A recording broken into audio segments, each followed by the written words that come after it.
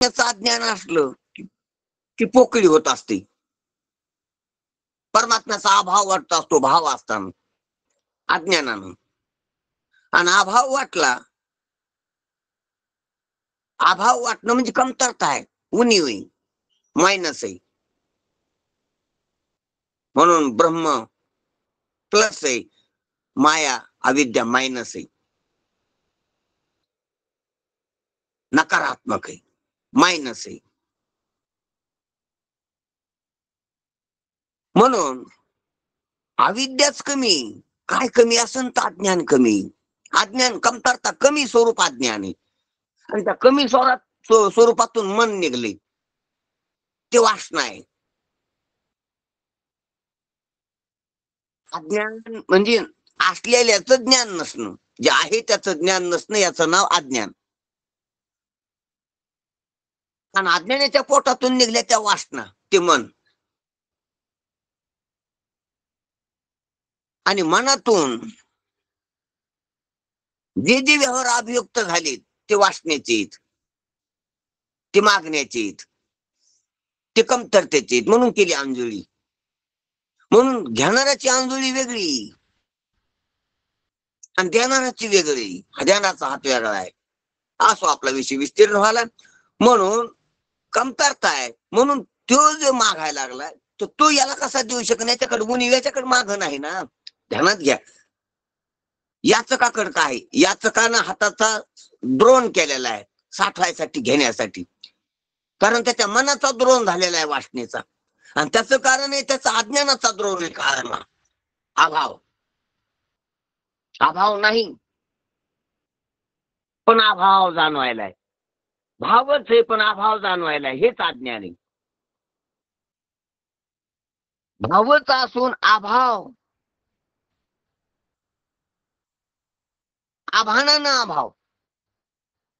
अभाव नाही, जसा घरात दोन माणसं आहेत पण दोघे एकमेकाला दिसना, अभाव वाटायला चांगला. घरात कितीतरी वस्तू असतात पण लाईट गेली की एक बी दिसत नाही, अभाव सर्व वस्तूचा जाणवतो. जाणवतो अभाव का असतो अभाव, जाणवतो अभाव. तसा अज्ञान कालात परमात्म्याचा अभाव नसतो, परमात्म्याचा अभाव जाणवतो. आणि त्या अंधारात दुसराच भाव जाणवतो, परमात्म्याचा अभाव जाणवतो. आणि दुसरा जगदादी प्रपंचाचा भाव जाणवतो. जसा सिद्धांतात तसा लाईट घरात गेल्यावर जे सामान आहेत, वस्तू आहे, त्याचा अभाव जाणवतो अंधारानं. आणि दुसरेच भूत राक्षस ज्याच्या मनात आपल्या कल्पना आहे त्याचा भाव जाणवतो, की काहीतरी हालचाल व्हाली, काहीतरी मोठं मोठं व्हाल, काहीतरी आपल्याकडे आले. विपरीत ज्ञान, विपरीत वस्तूचा भाव, अन्याचा भाव जाणवतो. आणि जे खरं आहे त्याचा अभाव जाणवतो. हेच अज्ञानाचं स्वरूप आहे, अघटित घटना. नाही त्याची कैशी झालेली खेळ्या नव्हे त्याची दिसू लागलेली, नव्हे त्याची कैची झालेली खेळ्या नाही त्याची दिसू लागलेली. असो सांगायचं तात्पर्य. म्हणून परमात्मा भाव स्वरूप आहे, पूर्ण मी पूर्ण मत आहे.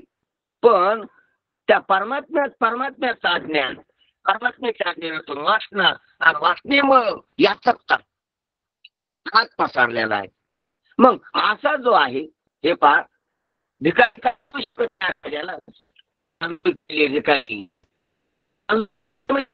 पण त्याचं मन रिकामय वासनेनं. आवाज तुमचा फाटतोय महाराज, आवाज फाटतोय तुमचा, जरा शब्द कट होत आहेत, थोडे मोबाईल ऍडजस्ट करा. हा ठीक आहे, ठीक आहे, पाहलो काहीतरी. आता येतोय बरोबर. हा ठीक आहे, ठीक आहे. कॅमेरा बंद करावं लागला. हा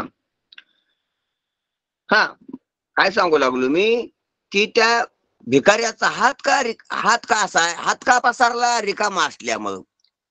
हात रिकामा आहे, हात रिकामा नाही, मन रिकाम आहे, मनात वासना आहेत. आणि मन रिकाम काय, अज्ञानामुळे. अज्ञान रिकाम आहे, अज्ञानानं रिकाम काम केलेलं आहे असून नाही. अज्ञान शब्दाचा अर्थ आहे ते नाही कळणं. सिद्ध आहे ते जड वाटणं. आनंद असून आनंदाचा आभान, चिद असून चिदाचं आभान, सद असून सदाचं आभान, या ज्ञानाचं स्वरूप आहे आभान. आभानामुळेच असद, आभानामुळेच अनानंद, आणि आभानामुळेच जड, जडता. ध्यानात घ्या. म्हणून अज्ञानच कारण आहे. म्हणून माग अज्ञान आहे, मग म्हणून माग ज्ञानच नाही, अज्ञान आहे. अज्ञानामुळे वासना आहेत, वासनेमुळे भिकारपणे हात पसरलेला आहे. आणि मग त्याच्या असं जे माग त्याच्या अंधार असल्यामुळं तो याला कसा प्रकाशित करू शकन, याला कसं देऊ शकन? प्रकाशन करणं म्हणजे देणं. तो भिकारी कसा राजाला देऊ शकन? भिकारी कसा राजाला डोळे वाटारून पाहू शकल, म्हणजे प्रकाशन करू शकल? हे जसं पाहतो, चंद्र कसा सूर्याला प्रकाशन करू शकल, किंवा इतर ज्या सूर्याच्या प्रकाशात वस्तू प्रकाशित व्हायला त्या कशा सूर्याला प्रकाश, त्याचं काय पाहिजे ना, प्रकाशन करायला किरण पाहिजे.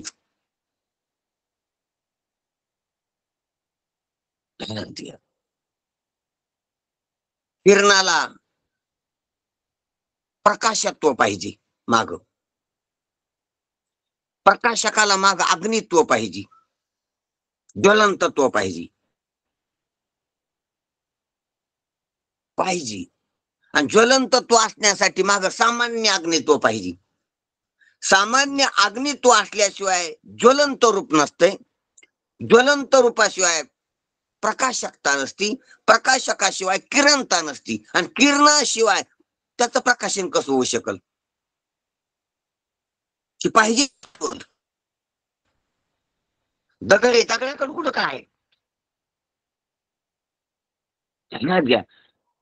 सामान्य अग्नी, ज्वलंत अग्नी, प्रकाशकत्व, किरणत्व हे असल्याशिवाय पुढं कसं होईल? दगडात ते नाही ना. घ्या. म्हणून दगड सूर्याला प्रकाशित करू शकत नाही, दिव्याला प्रकाशित करू शकत नाही. ही त्याची दुर्बलता आहे, ही त्याची कमतरता आहे, ही त्याचं दारिद्र्यता आहे दगडाची. त्याचप्रमाणे हा सर्व प्रकाशित होणारा प्रपंच, प्रपंचातल्या वस्तू, व्यक्ती,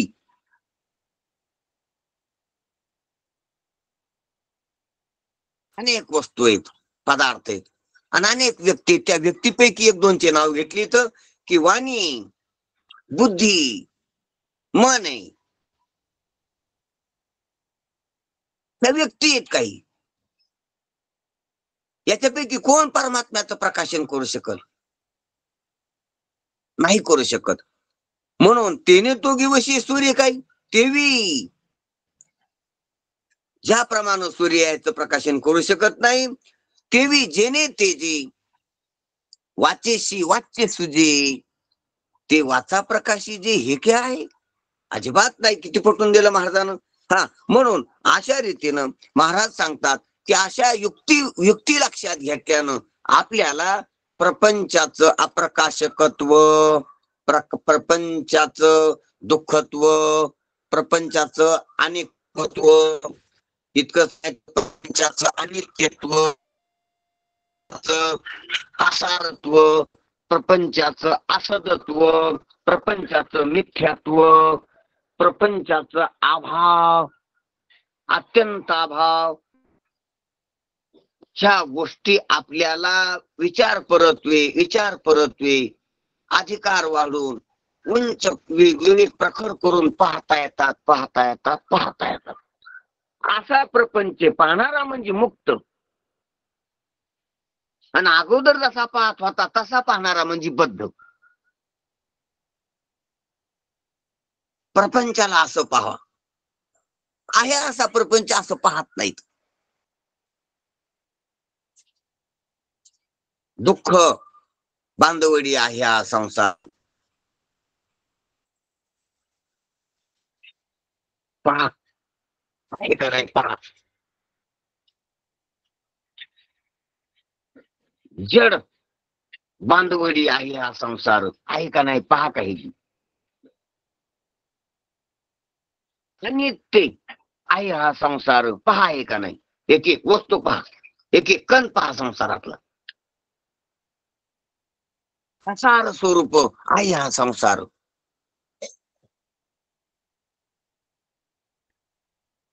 असत स्वरूप मिथ्या स्वरूप आहे हा संसार. भास स्वरूप आहे हा संसार. अत्यंत अभाव त्रिकालिक अत्यंत अभाव स्वरूप आहे हा प्रपंच. पाहता आलं तू इतकं पाहिलं की प्रपंचच नाही, प्रपंचातून मुक्त व्हायची गरज नाही. प्रपंच ज्याच्यातून मुक्त व्हायचं होतं तेच नाही, ज्याच्यात बुडत होतो तेच तोच नाही. या भवसागरी झाला शितारू परतोनी पाहितो काय मायातून. प्रपंचच नाही. आणि त्यामुळे ज्याला ज्याला मुक्त व्हायचंय तो बी नाही.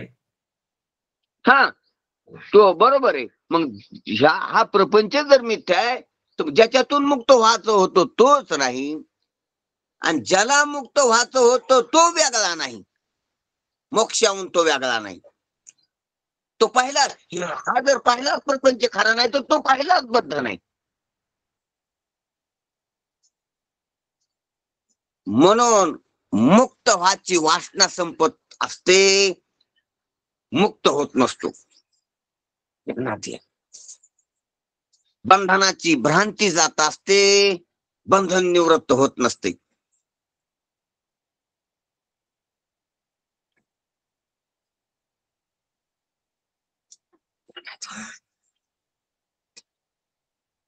काय संपत असते, मुक्त होत नसतोय.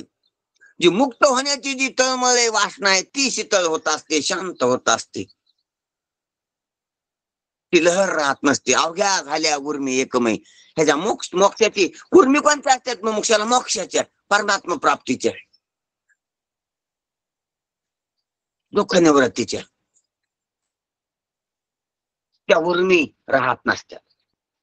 का राहत नाही? त्याचा आधारच राहत नाही. त्या उर्मी का राहतात? अज्ञान असल्यावर. ध्यानात लिहा, ध्यानातच लिहा ताई. प्रपंचाचा सर्व विक्षेप आहे तो बी अज्ञानामुळेच आहे, आणि परमार्थ करण्याच्या ज्या फुटफुट्या उर्म्या आहेत त्या बी अज्ञानामुळेच आहेत. दोघं दोन्हीकडे पळायला लागलीत. एक मोक्षासाठी तळमळीत आहे आणि एक विषय मिळण्यासाठी तळमळीत आहे. ह्या दोन्ही तळमळी, दोन्ही उर्म्या दोन दिशाला अज्ञानामुळे. अज्ञान संपले की दोन्ही गेलं, मग हेही नाही तेही नाही. ना संसाराची तळमळ ना मोक्षाची तळमळ. तुकोबा काय म्हणतात, मोक्षाची आम्हाशी नाही अवघड, तो अशी उघड गाठोळीस.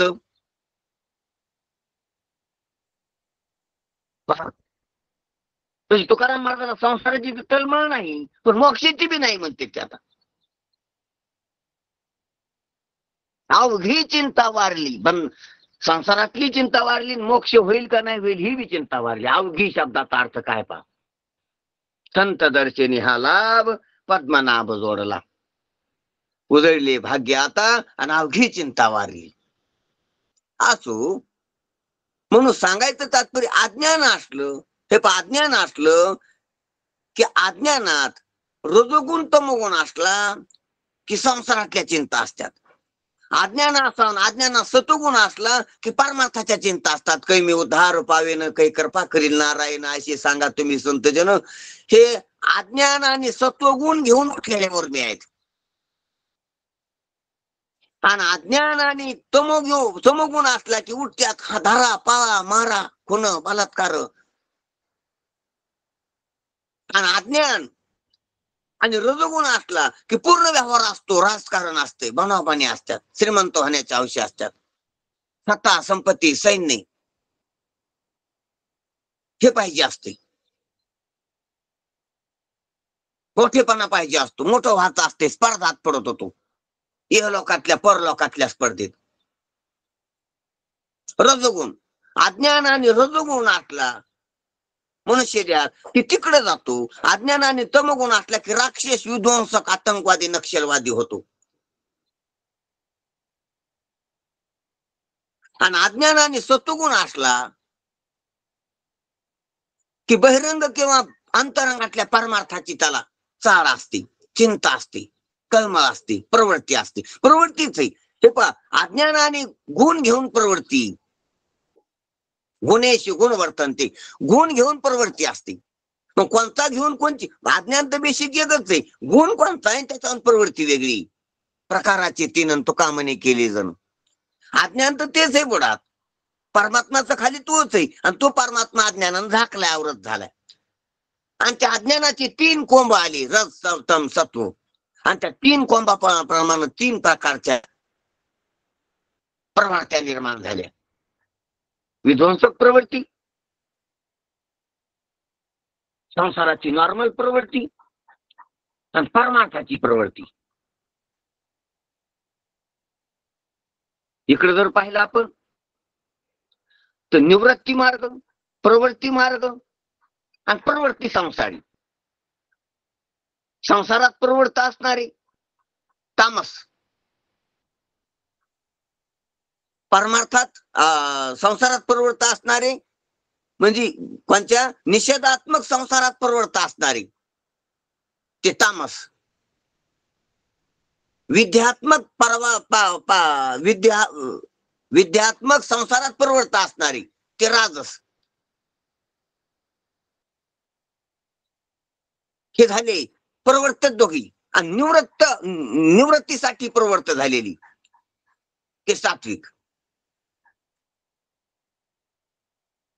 संसाराला निवारण करण्यासाठी प्रवृत्त झालेली, त्याच्यात विभाग पडतात ते शुद्ध सात्विक.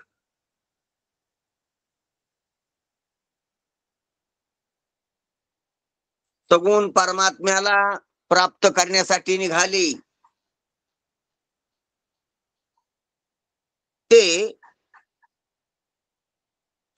सात्विक. निवृत्ती परमार्थ करणारे शुद्ध सात्विक. हे दोन झाले इकडं, आणि इकडं दोन आहेत.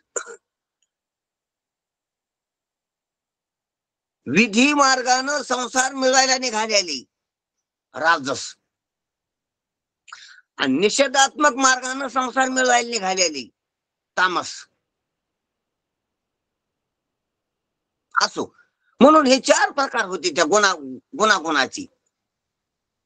पण अज्ञानाच्या बेसिकवर गुण घेऊन अशा प्रवृत्त्या होती, त्यासोबत प्रवृत्त्याच आहेत. पण जाऊ द्या, राक्षसी प्रवृत्ती तामस, व्यवहाराची प्रवृत्ती राजस, नुसताच व्यवहार म्हणजे नास्ते, हे काही नाही त्याचं व्याधाला, नियमाला, रीतीला, कायद्याला धरून करणारा तो राजस.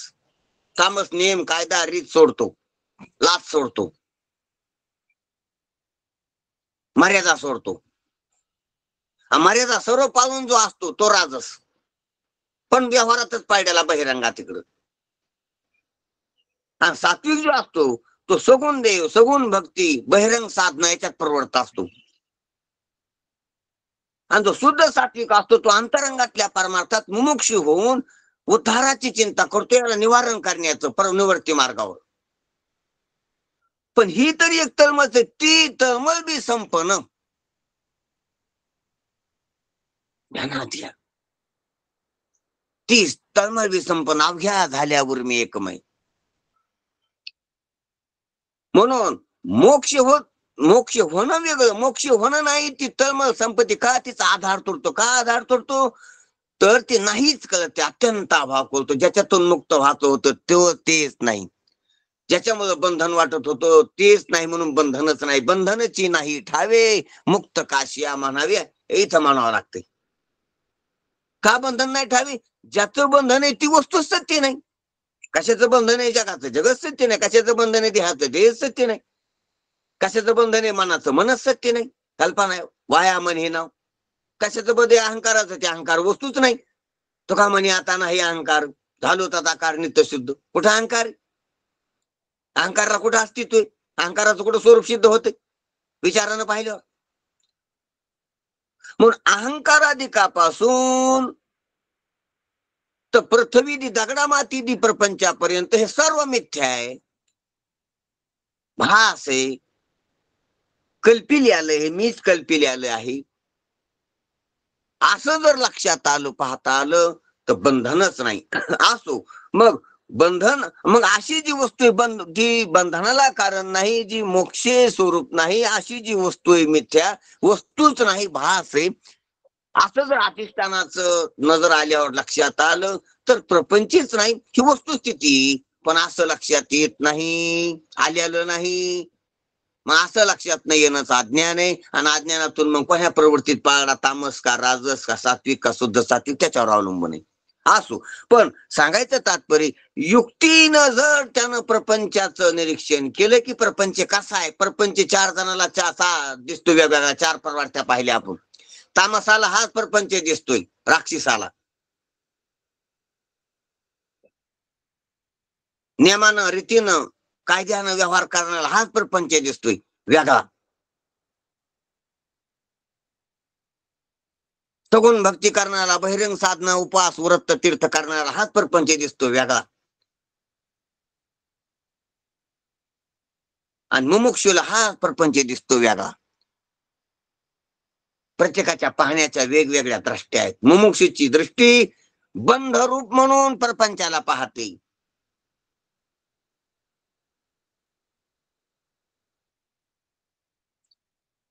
सात्विक नुसता सात्विक आहे, त्याची वृत्ती देवानं केलेला आहे, आणि आपल्याला देव प्राप्त करायचा, देव मिळवायचा, देवाचा आनंद मिळवायचा आहे, देवाकडे जायचंय, स्वर्गाकडे जायचंय, किंवा वैकुंठाकडे, कैलासाकडे, किंवा उच्च भूमिका गाठायची, भक्ती करायची.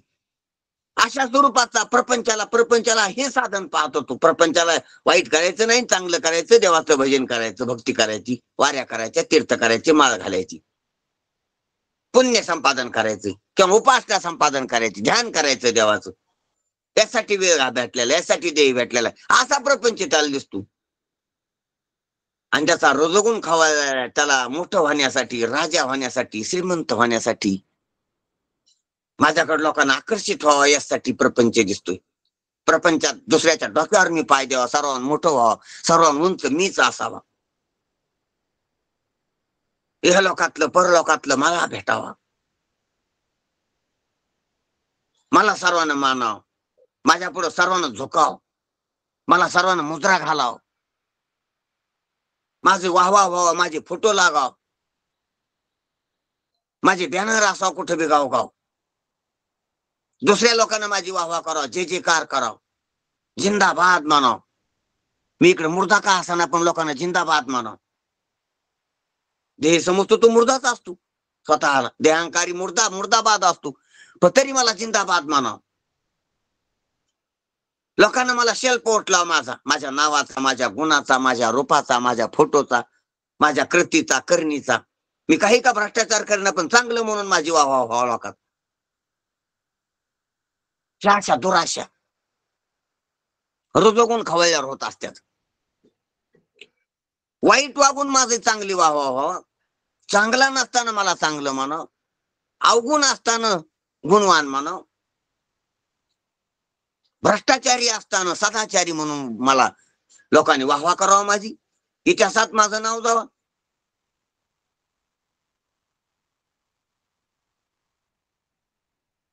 मारक असताना पालक म्हणावं मला, लुटारू असताना पालक म्हणावं मला. असो आपला विषय विस्तारित होईल.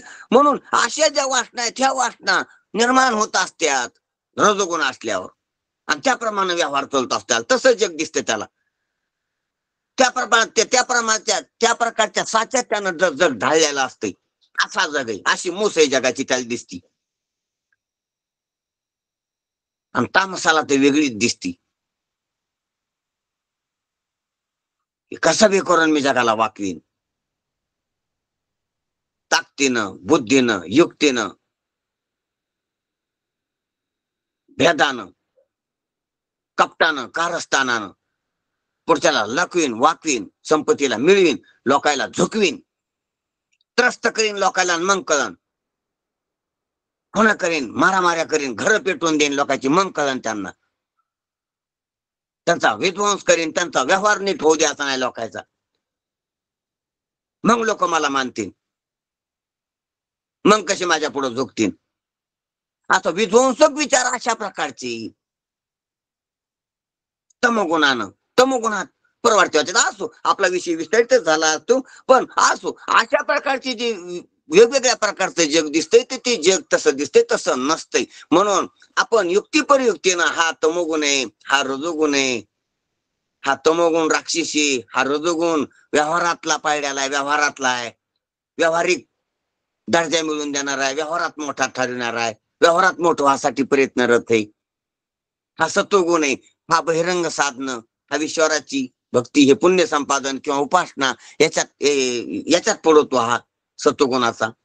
पण शुद्ध सत्वगुणाचा हा अंतरंगातलं हे बंधन ध्यानात घेऊन ह्या संसारातून मोक्ष होण्यासाठी, संसाराचं समग्र स्वरूप कसं आहे, संसाराचा हिशोब लावण्यासाठी हा शुद्ध सत्वगुण कामी पडतो.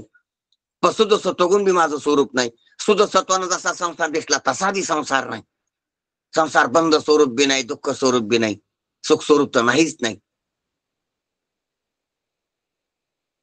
मी संसारातला भिकारी बी नाही, राजा बी नाही. संसारातला भिकारी म्हणणं बी मूर्खपणा आहे, संसारातला राजा म्हणणं बी मूर्खपणा आहे. मी इहलोकातला म्हणणं बी मूर्खपणा आहे, परलोकातला म्हणणं बी मूर्खपणा आहे, संसारच खोटा असल्यामुळं.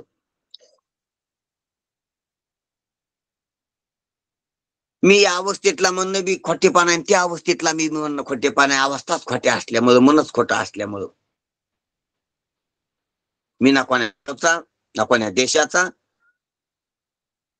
ना इह परलोकाचा, ना कोण्या अवस्थेचा.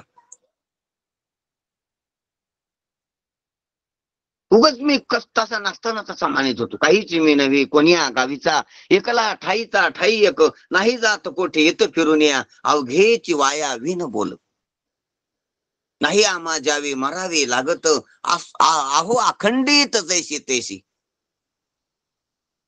तुका म्हणे नाम रूप नाही आम्हा, वेगळा या कर्म अकर्माशी. कसा आहे मी, कसा वाटत होतो मी, आहे कसा मी वस्तुस्थितीनं, असं युक्तीनं, बुद्धीनं, विवेकानं, निरीक्षणानं पाहत पाहत पाहत गेल्यावर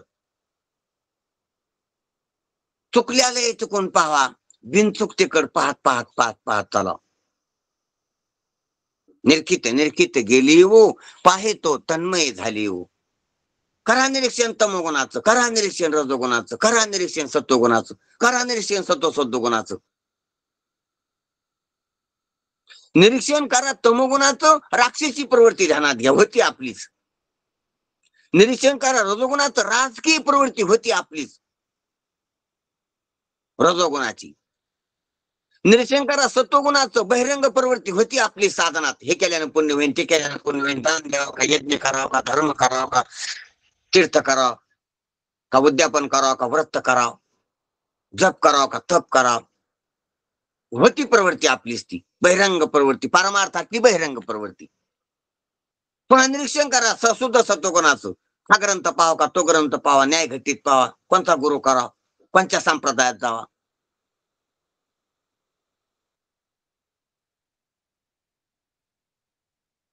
प्रक्रिया ग्रंथ का प्रकरण ग्रंथ, कोणत्या कोणत्या युक्त्या, विचारसागरातले वेगळे, विचारचंद्र सूर्योदयातले वेगळे, हे घ्यायचं ते घ्यायचं, हे लिहून घ्यायचं, ते पाठ करायचं, याचं ऐकायचं त्याचं ऐकायचं, उत्सुकता वाढवायची. अंतरंगात आत पाहतं, पंचकरण पाहतं, हे हाडमासात देह, याच्यात पंच प्राण आहे, त्याच्यात इंद्रिय, त्याच्यात काय काय कसं आहे, मन आहे, बुद्धी आहे, चित्त आहे, अहंकार आहे. वरती म्हणजे आभास प्रगट आहे, त्याचं कुटस्थ स्वरूप, त्याचं अधिष्ठान आहे, कुटस्थ ब्रह्मरूप आहे. ते सुद्धा सत्वगुणा चिंतन होतं, हे केलेलं आहे, झालेले असं ही प्रवृत्ती, ही एक आंतर प्रवृत्ती. ह्या बाकीच्या बाह्य प्रवृत्ती आहेत 3. आणि अंतरंगातली संत संगे अंतरंगे, संतांच्या संगतीत भाग्यानं संतांची संगती मिळाली, निर्दय मिळाला, म्हणून अंतर प्रवृत्ती झाली, ही सुद्धा सत्वगुणाची. आणि ते गुण बी खरा नाही.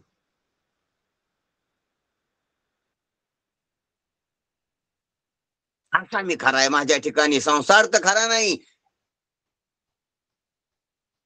पण तथाकथित केलेला परमार्थ बी खरा नाही.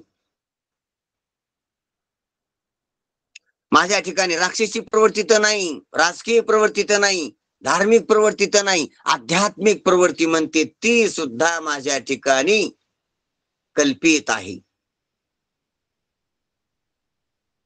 असा मी त्या कल्पिताचं, सर्व कल्पिताचं अधिष्ठान, सर्व कल्पिताचा कल्पक आणि अधिष्ठान असल्याला. माझ्या ठिकाणी कल्पित नाही पण कल्पकता सुद्धा नाही, असा मी निर्विकल्प अल्लख निरंजन तत्व आहे, असं निरीक्षणांती लक्षात येते. आणि युक्तीनच प्रपंचाची निवृत्ती, आणि युक्तीनच परमार्थाची असलेली परमात्म्याची प्राप्ती, असलेली प्राप्ताची प्राप्ती आणि निवृत्ताची निवृत्ती कशाने होते? युक्तीनं होते. म्हणून युक्तिवाद किंवा युक्ती खूप मोठी गोष्ट आहे, खूप मोठी गोष्ट आहे. म्हणून ज्ञानोबरायानं किंवा किंबहुना इथं आपल्याला गुरुजीनं युक्ती सांगितली. युक्ती ज्याचा अन्वय आहे ते सत्य असते, व ज्याचा व्यतिरेक आहे ते मिथ्या असते. हा त्याच्यातला नियम आहे.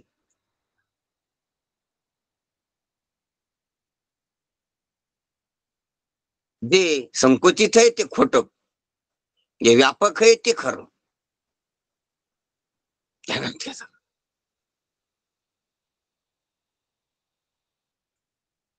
जे अखंड आहे ते खरं, जे खंडित आहे ते खोटं,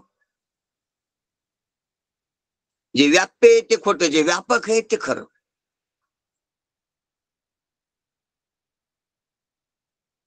मोठंच खरं असते, ते खरं असल्यामुळेच मोठं असते. मोठं का? त्याचं मोठं नाव नाही, ते खरं असल्यामुळे मोठं असते. लहान खोटं का?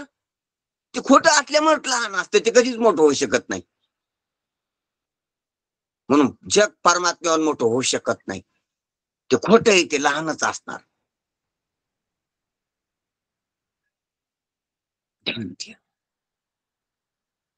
पृथ्वी पाण्यावर मोठी असू शकणार नाही, त्या पाण्यापेक्षा खोटी येते. पाणी अग्नीहून मोठं होऊ शकणार नाही, अग्नीपेक्षा खोटं येते. अग्नी वाऱ्यावर मोठी होऊ शकणार नाही, काही केलं तरी. वाऱ्यापुढं खोटी आहे अग्नी. आकाशापेक्षा मोठा वायू होऊ शकत नाही, जाऊ शकत नाही, प्रवास करू शकत नाही. आकाशाचा बाहेर काय त्याला माहित नाही. आकाशा पुढे खोटा आहे वायू, परिचिन नाही आकाशात. आकाश व्यापक आहे, ते व्यापी व्यापल्याला त्यानं आकाशानं वायूला. ध्यानात घ्यायची गोष्ट. मनापेक्षा आकाश मोठं होऊ शकत नाही. एका मनात दोन आकाश बसते, जागृतीतले एक स्वप्नातले एक. दोन आकाश लपंडाव खेळते एका मनात. कधी जागृतीतले येते, कधी स्वप्नातले येते, ह्याच मनात विस्तीर्ण दिसते दोन्ही बी. मनापेक्षा आकाश खरं नाही, आकाशापेक्षा मन खरे.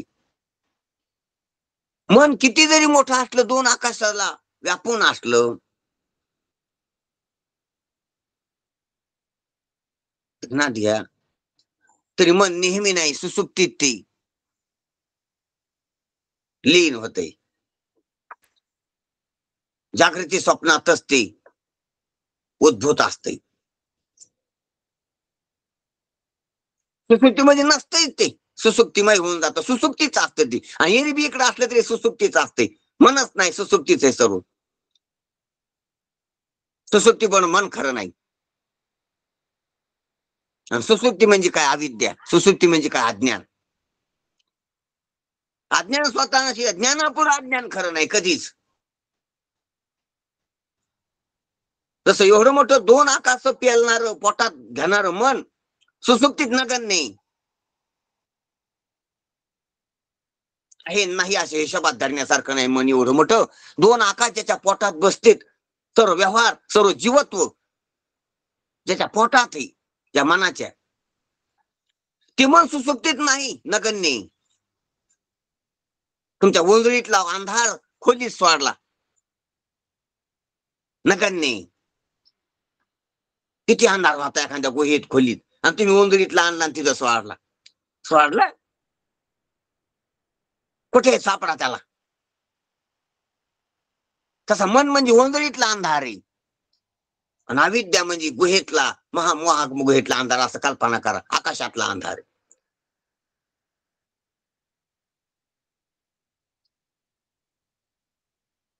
पण तरी बी दोन्ही बी अविद्या अज्ञानच आहे. अज्ञानकारी आणि अज्ञानी असं म्हणू आपण. पण ही एवढं मोठं जी अविद्या आहे, सर्व कार्याला समेटून घेणारी, सर्व कार्य ज्याच्यात लीन होते अशी अविद्या आहे. त्या अविद्येला अविद्येचं भान नाही. ती अविद्या एका अंशावर आहे, त्या माया एका अंशावर आहे परमात्म्याच्या. लहान आहे, परिचिन नाही, म्हणून खरी नाही. अविद्या म्हणा, माया म्हणा, एका अंशावर स्थित आहे. एक अंश म्हणावं लागतंय आप इकून आल्यामुळे ना, ती एका अंशाने कशाचा अंश आहे तिला पुन्हा खरी ठरेल तसं मानल्यावर. पण इकून आपण आलो ते म्हणित म्हणित म्हणित म्हणून परमात्म्याच्या एका रोमावर म्हणा, एका अंशावर म्हणा म्हणावं लागतं. इकून आपण त्याला सत्यत्व दिले. सत्यत्व गेलं तर अंशावर बी नाहीच ती त्रिकालिक अत्यंत अभाव. इतकं थोतांड आहे ह्या संसाराचं. पण आपल्याला युक्ती नसल्यामुळे आपल्या डोक्यावर बसले. हा जर युक्ती वापरली तरच. म्हणून ज्याचा अन्वय आहे ते सत्य असते व ज्याचा व्यतिरेक आहे ते मिथ्या असते. मग परमात्म्याचाच अन्वय आहे आणि संसाराचा व्यतिरेक आहे. पृथ्वीपासून तर ब्रह्मापर्यंत पाहत गेलं तर. म्हणून वरी काय सांगितलेले, मुळात काहीतरी प्रत्यक्ष असल्याशिवाय प्रत्यक्षाचा विषय आणि प्रत्यक्षाचा याच्यात व्याप्य कोण आहे, व्यापक काय, अन्वय कशाचा आहे, व्यतिरेक कशाचा, ही काल आपण युक्ती पाहिली की सर्व संसार हा प्रत्यक्षाचा विषय, त्याचं प्रत्यक्ष आहे आणि मी प्रत्यक्ष स्वरूप आहे. प्रत्यक्ष स्वरूपाचा प्रत्यक्षात आणि प्रत्यक्षाच्या विषयात अन्वय. पण प्रत्यक्षाच्या विषयाचा आणि प्रत्यक्षाचा प्रत्यक्ष स्वरूपात व्यतिरेक आहे. म्हणून प्रत्यक्ष स्वरूपच खरे, प्रत्यक्षाचा विषय असलेला संसार मिथ्या ठरवतो. अशा युक्तीने नास्तिकांना देखील आम्ही जगन मिथ्यात्व शिकवू शकतो असं गुरुजी स्वाभिमानानं सांगतात. की नास्तिक कारण युक्तीनं प्रमाणाने ते मानणार नाहीत. युक्तीनं काही मंडळी तोंड उघडा म्हणले की उघडीते आणि काही मंडळी नाक दाबल्याशिवाय तोंड उघडीत नाही. तोंड उघडा आ करा. डॉक्टर ज्या वेळेला दाताची तपासणी करतो किंवा जीबीची तपासणी जी पाहायची असती त्या वेळेला जे प्रामाणिक आहे ते लगेच डॉक्टर साहेबाचं आपलंच काम आहे, आपणच पैसे भरलेत, आपण दवाखान्यात आलोत म्हणून लगेच तोंड उघडतात. आणि काही बालका किंवा पागल तोंड उघडीत नाहीत. मग त्यासाठी युक्ती योजावं लागती त्याला की नाक दाबा त्याचं. त्याला म्हणून नका काहीच, नाक दाबलं कीच ते तोंड उघडते. एक अर्ध्या मिनिटात 15-20 सेकंदात. हे जसं आहे तसंच आहे. आधी सांगितलं आपण की जगत मिथ्या म्हणा, ब्रह्म सत्य आहे असं लक्षात घ्या. असं लक्षात घ्या म्हणणं आपली बुद्धी योजून प्रामाणिकपणा लक्षात घेणारे आहेत. आणि काहीला मग सांगावं लागतं की जग कसं आहे खरं सांग, कुठे खरं, कुठं होता आधी तो आधी, कुठं होता आधी. हे नाकदाब नाही. आता खरं नाही का, खरं आहे का, जेवण करू नको राहतो का, श्वासावर आहे का कशावर आहे, स्वतंत्र दे का श्वासावर आहे, स्वतंत्र दे का अन्न पाण्यावर आहे. ध्यानात घ्या. कुठे दे, कुठे तू माणूस आहे, कुठं तू कोण्या पदावर कोण्या कशात आहे, कुठं तू ताकदवान आहे, कुठं तो शहाणा वेडा आहे सुसुप्तीत, शहाणा आहे का वेडा तो सुसुप्तीत, कुठं तुला इस्टेट आहे, किती सुसुप्तीत, किती घर आहेत तुझी, तू घर झोपला होता, किती शेत आहे, कोणते दुकान आहे तुझे, किती पैसा आहे तुझ्यापाशी, काळा आहे का गोरा, तो पुरुष आहे का स्त्री, तो सुसुप्तीत. आणि तोच आहेस ना तू इथं आता. तो काळा गोरा म्हणून, पुरुष स्त्री म्हणून, गरीब स्त्री म्हणतो म्हणून मिरवायला लागला, शहाणा वेडा म्हणून. तो सर्व जागृती स्वप्नातला खेळी, सुसुप्तीत तू नाही का, आणि तू याला सोडू नये सर्वाला. मग आता बी तो सोडू नये याला. दिसायला लागले हे इतकं मन, ते नाहीस तू. दिसायला लागला देह, देह मी नाही असं म्हण, कारण देहाला सोडून मी होतो. ध्यानात घ्या. असं युक्तीनं तोंड उघडायला होतात महाराज. म्हणून अशा युक्तीने नास्तिकांना देखील आम्ही जगन मिथ्यात्व शिकू शकतो की देह तू नाही आणि देहाशिवाय जग दिसत नाही. सुसुप्तीत देहाचं भान नाही तर स्वप्नातलं बी जागृतीतलं बी जग दिसत नाही. देह घेऊन इंद्रिय घेऊनच जगाचा अनुभव आहे. आणि देह तुझं स्वरूप नाही. आणि देहाशिवाय इंद्रियाशिवाय जग नाही. म्हणजे तू तुझ्या ठिकाणी जग नाही. खरं नाही. हे दिसतंय. याच्यामुळे दिसतंय इंद्रियामुळे देहामुळे प्रारब्धामुळे. नाही तुझ्या ठिकाणी जग. असं युक्तीनं नास्तिकांना देखील जगत मिथ्यात्व शिकवू शकतो असं गुरुजी बोलू शकतात. गुरुजी बोलले. म्हणून परमार्थ करताना मुमुक्षु होत जावे. म्हणून परमार्थ करताना मुमुक्षु व्हावं आणि संतांचं ऐकावं. संता पुढे बसावं. मुमुक्षु होऊन संता पुढे बसावं. मुमुक्षु असतो तो मुक्त होतो. जो मुमुक्षु जर झाला तर संता पुढे आला तर तो मुक्तच होतो. त्याला मोक्ष लक्षात येतो त्याचा. विद्यार्थी असेल तर विद्या संपादन करून विद्वान होईल. म्हणून शिकणाऱ्यामध्ये दोन आहेत. एक मुमुक्षु आणि एक विद्यार्थी. विद्यार्थी विद्या अर्जन करतो.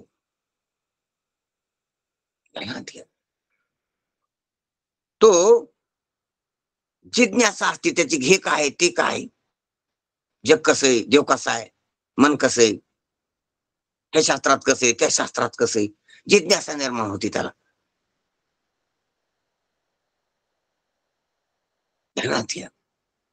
तर तो अर्जन करायला लागला. तर माहिती अर्जन करायला, फीड करायला तो कम्प्युटर मध्ये. हे कसं आहे ते कसं आहे, जसं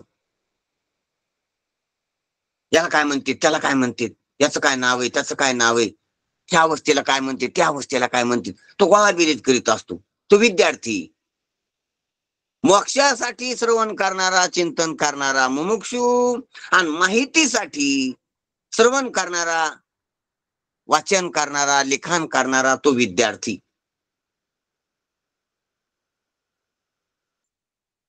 म्हणून मुमुक्षु असा मुमुक्षु मुक्त होत असतो.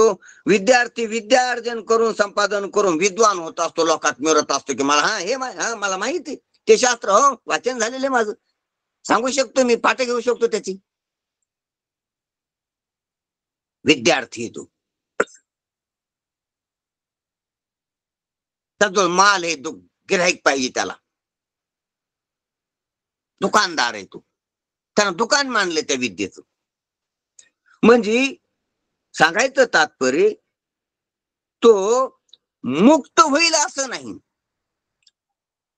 मुक्त पुरुषापेक्षा बी जास्त बोलून तो.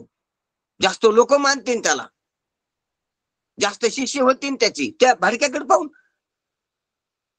कारण भरणा तर अज्ञानाचाच जास्त आहे जगात. मग त्याचा भापका पाहून, ती विद्या पाहून, ते पाठांतर पाहून, त्याची बोलण्याची शैली पाहून, त्याची माहिती पाहून, या शास्त्रातले त्या शास्त्रातले पाहून खूप मंडळी त्याच्याकडे येत असते. पण मोक्ष अशा विद्या संग्रहित करणाराचा होत असतो असं नाही. मोक्षाची माहिती होती त्याला, मोक्षावर लेक्चर देता येईल त्याला, पण मोक्ष होणं काही वेगळाच आहे. तो विचारू वेगळाच.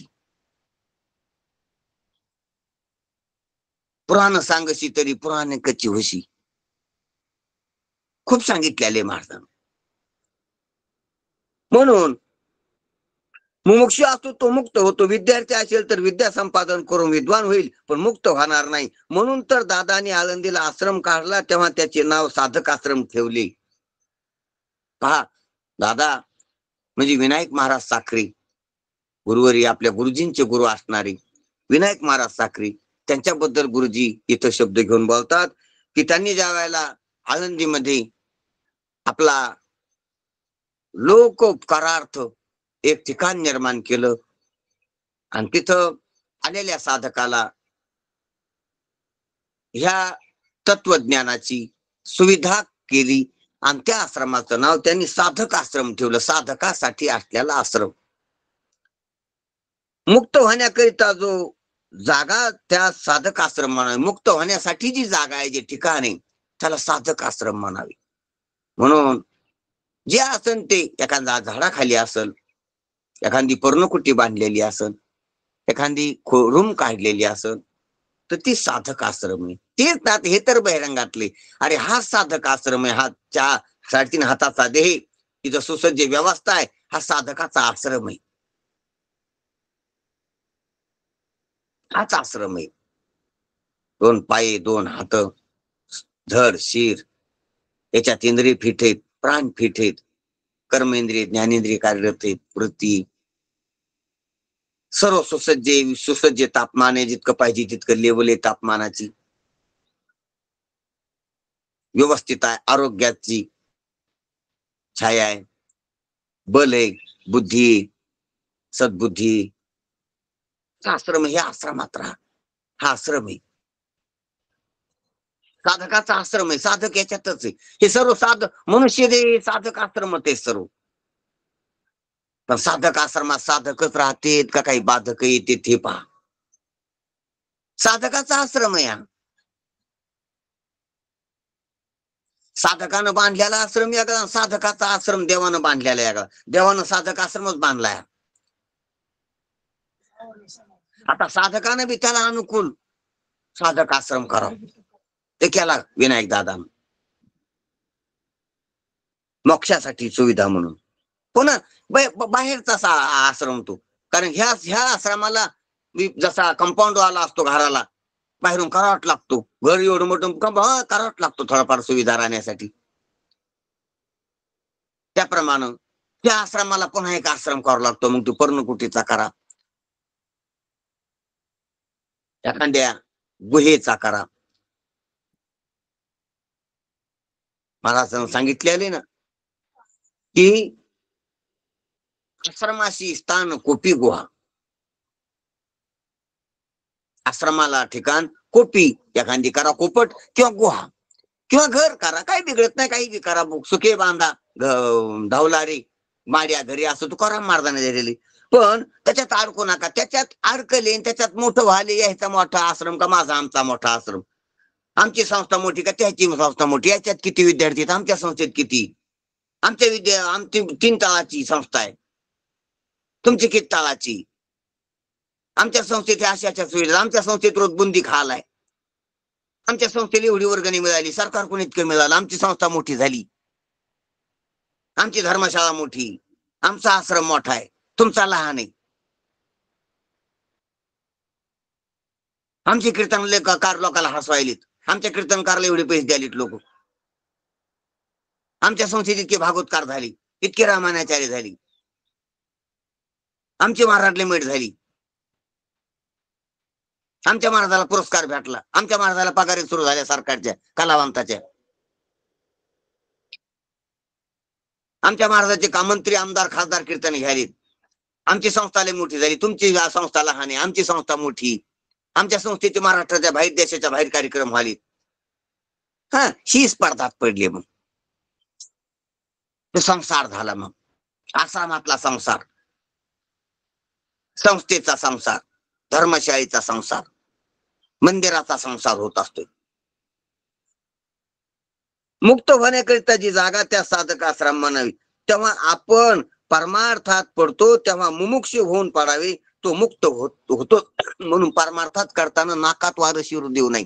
ज्या वेळेला परमार्थाचे संकल्प झाले त्या वेळेला ईश्वराच्या पायी लीन व्हावं आणि संतांच्या पायी लीन व्हावं आणि साधक राहू, नम्र राहू. जर नाकात वारं शिरलं तर आपल्या संसारात परमार्थाचा केव्हा संसार होईल वेळी सांगता येत नाही. साधकानं जपून असावं. म्हणून पाय टिकत नाहीत परमार्थात तोपर्यंत संतांच्या कडेला बसावं, संतांच्या पायावर माथा ठेवा. जोपर्यंत परिपूर्णता आपल्यात येत नाही तोपर्यंत आपला भार संतावर असावा. तुका म्हणे माझे तुम्हा संतावरी ओझी, या संतास निर्वी हेची मजे देई, अनेक दुजे काही न मागू देवा. चंचल चित्ताशी, चंचल चित्त लय चंचल बरं का, लय भरकटीन कुंकड भीती. चंचल चित्ताशी ठेवून या ठाई संताची पायी लीन व्हावे, साधू संतांना सांगण्याची कमतरता केलेली नाही. आपलं चंचल चित्त असते, नवीन परमार्थाला लागलेला असतो, मग त्याच्या नाकात वारं शिरते. कोणचे कपडे घालू, चमके घालू का, कोणची कटिंग करू, कशी दाढी करू, कशा मेशा ठेवू, कसा रुमाल घेऊ, कसा पटका बांधू, लाकीट घेऊ का, वर बाहेरून टाकू का, आतून ठेवू लाकीट, घड्याळ घेऊ का, सोनेरी पाटा घेऊ का त्या घड्याळीला, पायात काय बांधू, हातात काय बांधू, गळ्यात काय टाकू, बंद कोण चालवू, किती टिपके लावू, कोणता साप होतो, कानात काय घालू, मेकअप कोणता करू, कीर्तनाला जाताना कसं करू, महामूर्ख बनत असतो. काही नाही. तुका म्हणे केला रांडीनी गाढव, मनासवी धाव घेतलीशी, नाकात वारं शिरलं, संतांची संगत केली नाही, संतांची चोप राहिली नाही. कीर्तनकारात चोपदार असतो पण ती चोप नसती कोणाला. तिथं चोपदाराला चोप पाहिजे, म्हणून चोपदार चोपीवाला पाहिजे. त्याला चोप स्वतःच्या असावं, दुसऱ्याला देण्यासारखे असावं. नुसत्या काठीवाला नसा चांदीच्या सोन्याच्या. काय करायची काठी ती लोकांना दाखवायला. चोप पाहिजे, चोप. आणि चोप संताकडून भेटत असते. शास्त्राकडून भेटते पण शास्त्राचं कोण ऐकन. शास्त्र जेड आहे, संत बोलके. संत चोप ठेवतात, नाही तर त्याला काढून देतात. म्हणून संतांच्या ताब्यात असावं आपण. संतांशी निर्विहेची मदती, संतांचे सेवक होऊन राहावं, संतांची पायी लीन व्हावी. म्हणून संतांची संगती मनोमार्ग गती, अकावा श्रीपती येणे पण ते असो. म्हणून संतांची संगत सुटली रे सुटली.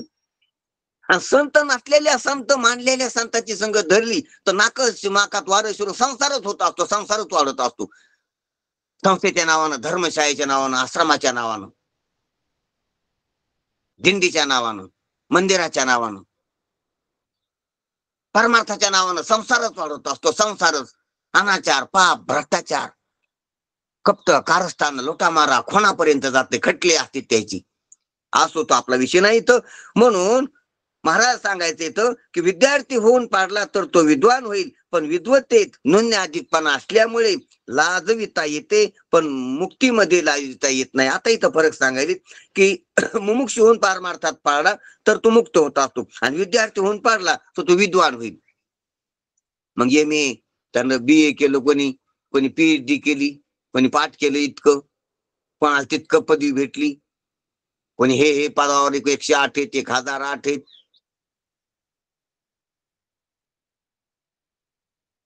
कोणाच्या इतक्या संस्था आहेत, कोणाच्या तितक्या शाखा आहेत.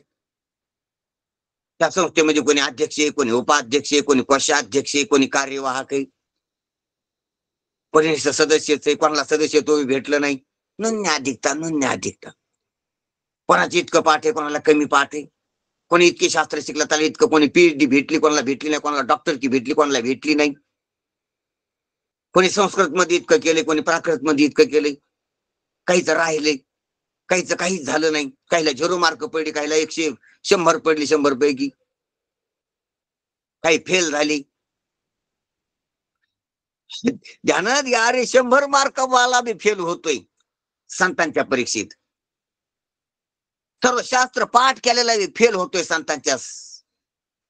ज्ञानोबरायाच्या पुढं चांगदेवराय फेल नाही झाली. तुकोबरायाच्या पुढं रामेश्वर शास्त्री फेल नाही झाली. शास्त्री नव्हते ते, संस्कृतचा अभ्यास नव्हता त्यांचा. फेल. 100 मार्कावाला बी फेल, आणि 0 मार्कावाला गावबा, 0 मार्कावाली सचितानंद बाबा, 0 मार्कावाला हाल्या रेडा. ध्यानात घ्या. 0 मार्कावाली सखूबाई, बहिणाबाई, काय मार्क होते तिला परीक्षेत उतरली. 100 मार्कावाली नामदेवराय देवानं पास केलेली तर नापास झाली. 6 मासिक परीक्षेत पास केलेली, वार्षिक परीक्षेत इथं नापास केली. इथं काय करायचं. ध्यानात घ्या जरा. आपण जगानं टाकलेले मार्कच नसतात. संतांना टाकावा मार्क. कोण आहे मार्ग टाकायला? कोणती संस्था आहे? कोणतं विद्यापीठ आहे मार्ग टाकायला? त्यालाच मार्क पाडलेले इतका. कोण आहे सक्सेस पास नापास करायला जगातलं? त्याला संत पाहिजे. ज्यानं मार्क टाकले त्याला मार्क किती पाडेल, किंवा त्याला मार्क कोण द्यायले, तो मूर्ख आहे का शहाणा? मार्क जगाकडे पाहून नसतेत, मार्क विद्येकडे पाहून नसतेत, मार्क पाठांतराकडे पाहून नसतेत, मार्क मठाकडे पाहून नसतेत, मार्क आपली समजी बाह्य दृष्टी असते. म्हणून विद्वान होईल पण विद्वतेत नुन्य अधिकपणा, विद्वतेमध्ये नुन्य अधिक, विद्वत्ता जगातली आणि जगाच कमी जास्त आहे म्हणून विद्वतेत कमी अधिकपणा असतो. म्हणून कोणी कमी कोणी अधिक विद्वान आहेत. एका शाळेत मुलं आहेत, एका शाळेत एका परीक्षेला बसलेले, सर्वाला सारखं मार्क नाही, सर्व सारखं पाठ नाही, सर्व सारखं विद्वान नाहीत, सर्वाला सारखी विद्या ग्रहण करी होत नाही. म्हणून नुन्य अधिकपणा असतोच विद्वतेमध्ये. आणि नुन्य अधिकपणा असला की ती विद्या दुसऱ्याला लाजित असते आणि आपण मोठी होत असते. त्या विद्येत द्वंद्व असते, त्या विद्येत कमीपणा जास्तपणा असतो, कमी अधिकपणा असतो. म्हणून नुन्य अधिकपणामुळे ती लाजविते. म्हणून एकाला पदवी भेटली की दुसरा लाजित होत असतो. याला डॉक्टर की भेटली त्याला डॉक्टर की नाही, याचं एमए झालं त्याचं एमए नाही, याची पीएचडी झाली त्याची नाही. म्हणून पीएचडी न होणारी पीएचडी झाल्याचा सत्कार करतात आणि तो त्याच्या पुढे मिरवत असतो. कोणापुढे मिरवतो? याच्या पुढं. आणि याच्या पुढे खाली माना घालत असतात, नुन्य लाजीरवाना असतो. म्हणून हे लाजीरवाणी होतात आणि तो लाजित असतो. म्हणून लाजिता येते. म्हणून विद्वत्तेमध्ये एकूण एकाला लाजिता येते, द्वंद्व असतं म्हणून.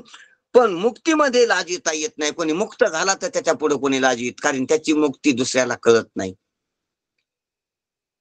ध्यानात घ्या. आणि कळाली सर्वाला तरी बी मोक्ष सर्वाचा एक असतो.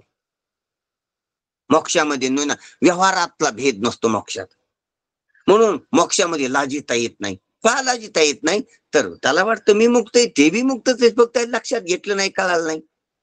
ते बद्धेताच थोडंच आहे. देखील आपल्या प्रतीती जगाची मुक्त, त्याला त्याची प्रतीती असते मी मुक्त आहे तर सर्वच मुक्त आहे, त्याला लक्षात येते.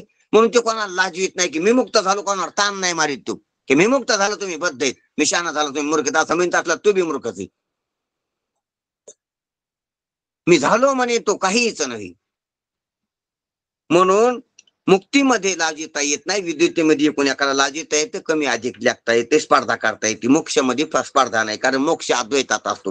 बृहस्पती सारखे वक्तृत्व करणारे एकापेक्षा एक वडचड कीर्तनकार पुष्कळ होऊन गेले, परंतु जोग महाराज व दादा यांची कीर्तनाचा काही झोकच निराळा होता. गुरुजी त्या काळातली सामाजिक स्थिती, त्या काळातली जी धार्मिक लोक सामाजिक स्थिती होती, धार्मिक प्रकारची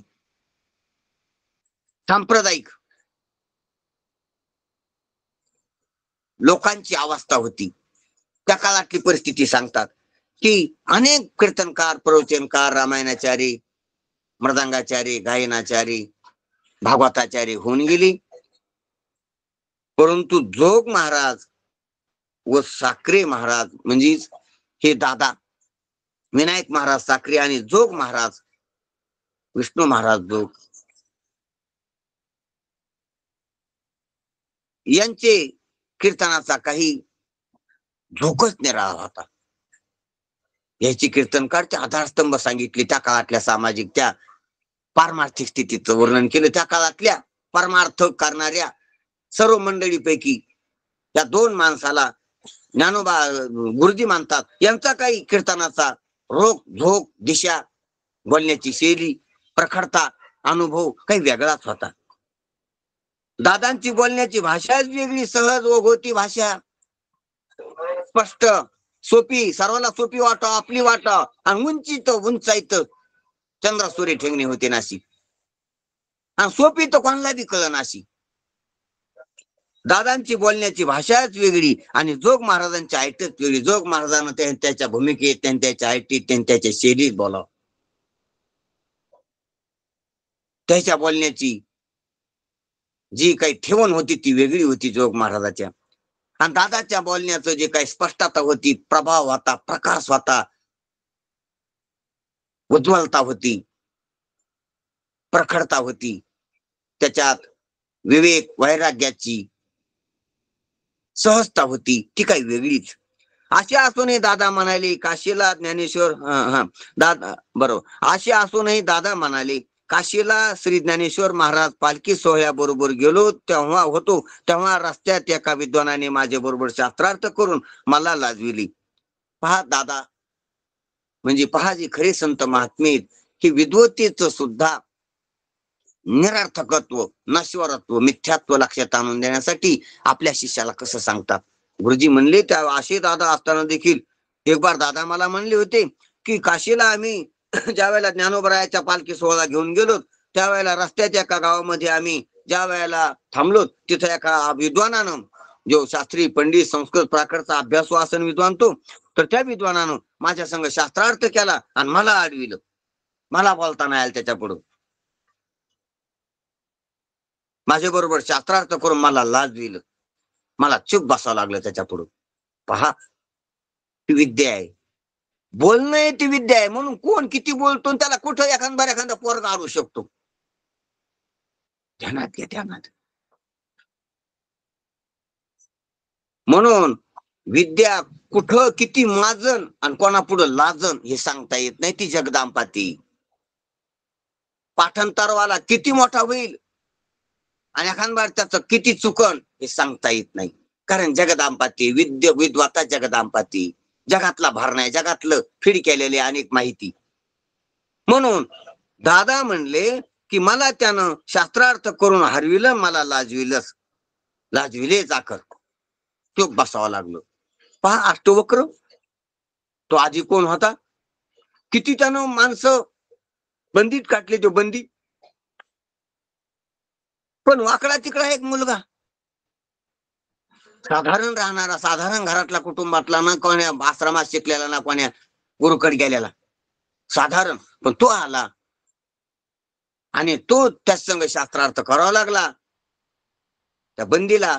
तर चूप बसावं लागलं. इतके आज हजारो माणसं त्यांच्याने हरविले जनक राजाच्या दरबारात. जनक राजानं ज्याला गुरु म्हणून, विद्वान म्हणून, साधू म्हणून पोषिलं, तो देखील त्याला चूप बसावा लागला. अष्टवक्रा पुढं त्यानं काही काळ केली झकपक. प्रश्नोत्तर झाली शास्त्रार्थ. पण अष्टवक्रानं अशा भूमिकेने तू इथपर्यंत नेली भूमिका ती की त्याला चूप बसावं लागलं, खाली मान घालून बसावं लागलं. हे तर केलंच त्यांनी. शास्त्रार्थात तर हरविलं, पण पुन्हा त्याला कोणती नाही शिक्षा द्यायची, असंच सोडायला. अपमानित जीवन जगन, आपल्या विद्येचा आलेला मास त्याचा जिरण, म्हणून पुन्हा त्याला देहांत सुद्धा त्याला जलसमाधी पण दिली नाही. तो बंदी मांडला, मला याच्यात हरविल्याचं काय वाटलं नाही, पण त्याच्यात बी हरलं. मी जलसमाधी घेऊन असा मोकळा झाला असतो तर ते बी होऊ दिलं नाही. दोन्ही कोण बी मला ताप झाला. ध्यानात घ्या. आणि पुन्हा ध्यानात आणलं की इतक्या आधी तू इतका विद्वान नसताना, तू हरलेला असताना, तुला स्पष्टता नसताना तू किती माणसाची बळी घेतलीस. तुझ्यासाठी किती निष्पाप माणसं गेलीत. तुझ्यासारखीच होती, तुला कळत नाही काही, त्याला कळत नाही. तुझ्यापाशी शब्द संग्रह साठा होता, त्या शब्दाच्या बळावर तू किती माणसं हरविलीस, किती माणसाचं मात्र केलंस. काही गरज होती का जलसमाधी देण्याची? आता मी माझ्या पुढे हारला तरी मी तुला जलसमाधी देत नाही, चाल सोडून देतो, जाय. ध्यानात घ्या. हे खऱ्या विद्वानाचं काम आहे. खरे विद्वान स्पर्धेत, आणि जर अष्टवक्रानं त्याला जलसमाधी दिली, अष्टवक्र बी स्पर्धेत पडली असती. अष्टवक्र स्पर्धेत नाहीत, विद्वानाच्या स्पर्धेत नाहीत, विरुद्ध टोक आहे त्याचं. भेदी विद्वान होता, विद्वानाच्या स्पर्धेत होता. जनक राजा विद्वान होता काही अंशासाठी, आणि विद्वानाच्या स्पर्धा करून करीनारा होता, कुस्त्याचे डाव मांडित होता. अष्टवक्रानं तो जो शास्त्रार्थ करणाऱ्या भेदी त्याला बी च्यूत केलं, त्याचा बी शास्त्रार्थ संपून टाकला. आणि जनक राजाची हुटहुट होती, हो बाडा का तो बाडा, कोण विद्वान, कोणता मोठा संत, त्याची बी हुटहुटी संपली. बैठकच संपली. तिथून पुढे ती सभाच बरखास्त झाली, सभाच संपली, सभाच गाजवली यानं, सभाच जिंकली यांनी. आणि जिंकून बी जिंकली नाही, पुन्हा मोठा झाला नाही, तिथं काही गुरु होऊन बसला नाही. ध्यानात घ्या. हे खऱ्या संतांचं लक्षण आहे. स्पर्धेत पडत नाही हे लक्षण आहे त्याचं. स्पर्धेत जो पडतो तो विद्वान असतो, स्पर्धेत पडत नाही. म्हणून त्यांना गुरुजी म्हणतात, आमचे गुरु म्हणले होते की आम्हाला काशीला जाताना एका विद्वानानं शास्त्रार्थ करून अखर लाजविलच, म्हणून विद्या लाजीरवाणीच असते. अशी विद्वत्ता सापेक्ष असते, पण मुक्तीत लाजताच येत नाही. अशी विद्या सापेक्षच असते, एकापेक्षा एक, एकाहून एक चढ जगामध्ये थोरपणाला मिळू नको रे, म्हणून ती लाजितच असते. पण मोक्षामध्ये लाजताच येत नाही, लाजिता येत नाही. जसे 100 स्त्रिया एकमेकीला वस्त्र अलंकार सौंदर्यात लाजवितील, 100 स्त्रिया आहेत, एकमेकाला कोणाची साडी भारी, तो कोणाची शिवणफीस भारी, तो कोणाची चैन चांगली, तो कोणाची नस चांगली, तो कोणाचा भांग चांगला, कोणाच्या बांगड्या चांगल्या सोन्याच्या हिरे चढलेल्या, एकमेकाला लाजित्यात. तिचं हे चांगलं, ते कोणती सर्व चांगले पण ती काळी, दुसरी गोरी पाहणे, दुसरी गोरी पण बुटी, नॉर्मल तिचं उंची नाही, एक लयच उंच आहे, एकीचं सर्व चांगले पण ठेवण चांगली नाही, काही नाही काहीतरी, कोठे काही एक नाही. ध्यानात घ्या. म्हणून 100 स्त्रिया एकमेकीला वस्त्र अलंकार सौंदर्याने लाजवितीन, उंचीनं रंगानं लाजवितीन, ठेवणीनं, पण सुवासीनपणात काय लाजवितील. कोणापाशी हे मोठे, कोणापाशी ते मोठे, पण सुवासीनपणा आहे, आपला जो आयोपणा आहे, त्याच्यात सर्व सारखे आहेत. नवरा हिला बी तिला बी, हिने कुंकू लावले तिने लावलेली, ती सौभाग्यवती ती सौभाग्यवती, काही कमी नाही. सौभाग्यवतीपणात, आयोपणात, सुवासीनपणात कमी जास्त नाहीत त्या. वस्त्रात, अलंकारात, उंचीत, रंगात, शरीराच्या ठेवणीत, नथीत, अजून काही गुणात, शिक्षणात, श्रीमंती गरिबीत कमी अधिक आहेत. त्याच्यात लाजित येते कुणाला, पण सुवासीनपणा कोणाला लाजित नाही. सुवासीनपणा सर्वात एक आहे. त्या संक्रांती दिवशी कोणी केला वाण द्यायला आलेले त्या सर्वांमध्ये सुवासिनी सगळ्या समान असणार. तसे मुक्ताचा जीव ब्रह्मैक्य व जगन मिथ्यात्वनेचे समान असतो, तसं सर्व मुक्त एक आहे. त्याचा जगन मिथ्यात्वनेचे आणि ब्रह्मसत्यत्वनेचे एक असतो आतून. मग कोणी हिंदी भाषिक असतील, कोणी ग्रंथ केले असतील, कोणी ग्रंथ केले नसतील, कोणी मोठे ग्रंथ केले असतील, कोणी भाष्य केले असतील, कोणी कोणी अजून काही संहिता केल्या असतील. ध्यानात घ्या. व्यासानं अनेक ग्रंथ केले असतील, तर कोणी ग्रंथच केले नसतील, कोणी ग्रंथच वाचले नसतील. फरक आहे. कोणाच्या ग्रंथ पाठ असतील, कोणाच्या नसतील, कोणाचा ग्रंथाचा अर्थ सांगता येत असेल, कोणाला सांगता येत नसन, याच्यात फरक आहे. कोणाचे शिष्य जास्त असतील, कोणाचे कमी असतील, कोणाला मोठा मठ केला असेल, कोणाला करणं झालं नसन, कोणाचा धर्मशाळा किंवा संस्था लय चलत असेल, कोणाने केलीच नसन, किंवा केली असली तर चलत नसन, त्याच्यात विद्यार्थी नसतील, कोणाला जग मानित असेल, कोणाला सरकारचं सहकार्य भेटलं असेल, कोणाला नसन भेटले, याच्यात कमी जास्त. कोणी वाहनात फिरत असेल, कोणी पायंदळी फिरत असेल, कोणी अनवाणी फिरत असेल, कोणी फिरतच नसन. अनेकात अनेक फरक आहे, पण मुक्त स्थितीमध्ये फरक नाही. पहा तुम्ही, ज्ञानोबरायाची भूमिका वेगळी, शंकराचार्याची वेगळी, नाथ महाराजाची वेगळी व्यावहारिक भूमिका, तुकोबारायाची वेगळी, संसार, बायका, भाऊ, कर्ज, भजन, भंडाऱ्या माळ. नाथ महाराजाची वेगळी, वैभव, नाथ महाराजाची श्रीमंती, जागीरदारपणा, ब्राह्मणत्व वेगळं, तुकाराम महाराजाचं वेगळं, तुकोबारायाचं वेगळं, सावतोबारायाचं वेगळं. प्रत्येकाचा व्यवहार वेगळा आहे, परिस्थिती व्यवहारातली वेगळी, देह वेगळा आहे, पत्नी पुत्र वेगळे, प्रत्येकाचे गाव नाव वेगळे, जाती वेगळे आहेत. कोणी सुशिक्षित आहे, कोणी शिक्षित नाही, वेगळे वेगळे. पण सर्वाचा जगत मिथ्या आणि ब्रह्म सत्य या निश्चयामध्ये, अद्वैतामध्ये, अद्वैत निश्चयामध्ये काही फरक नाही. त्याच्यामध्ये सर्व सारखे. सखुबाई, जनाबाई, बहिणाबाई, कान्होपात्रा, मुक्ताबाई, मीराबाई, या बाया नाहीत त्याच्यात. आणि कोणी पुरुष पुरुष नाहीत, स्त्री पुरुष भाव त्यांच्यात नाही, ते एक मुक्त आहेत.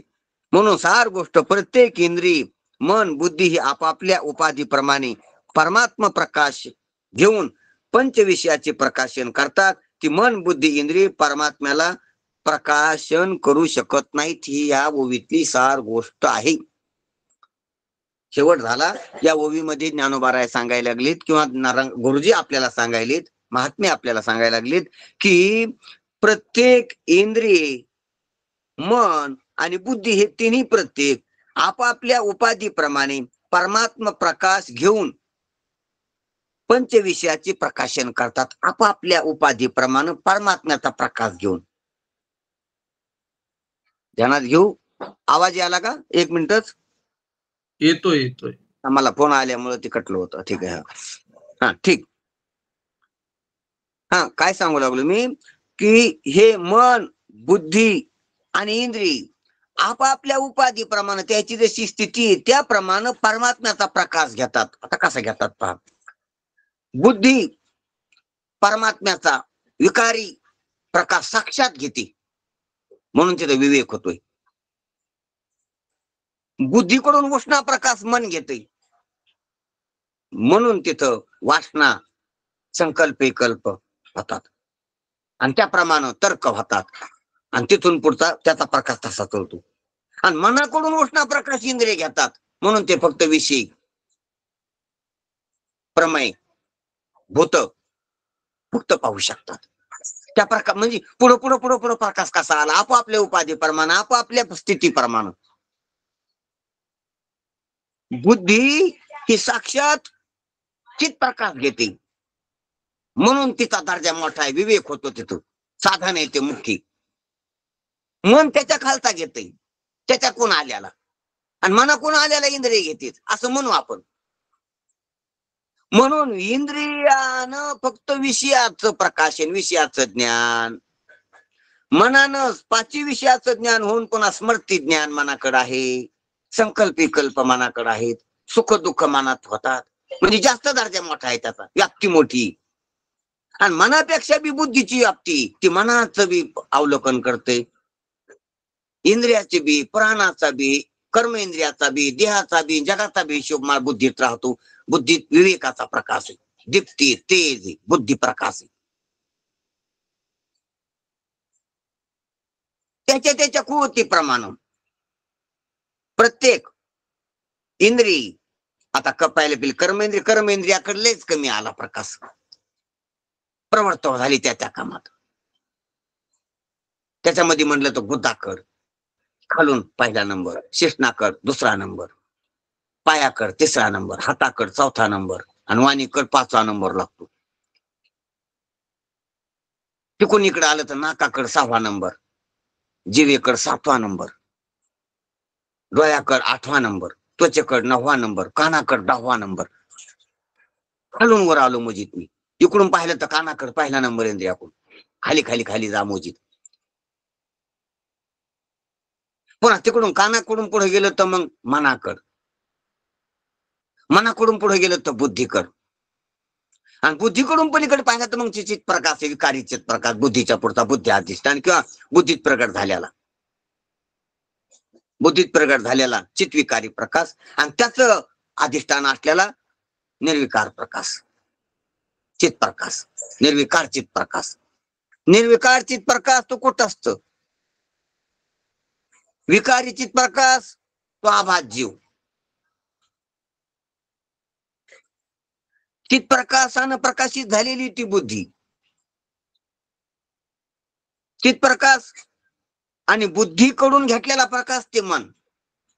चित प्रकाश बुद्धीकडून घेतलेला प्रकाश आणि मनाकडून घेतलेला प्रकाश ते ज्ञानेंद्रिय, आणि ज्ञानेंद्रियाकडून घेतलेला प्रकाश ते कर्मेंद्रिय, आणि ज्ञानेंद्रिया कर्मेंद्रियाच्या पुढे तो देही, आणि देहाच्या पुढे ते जग.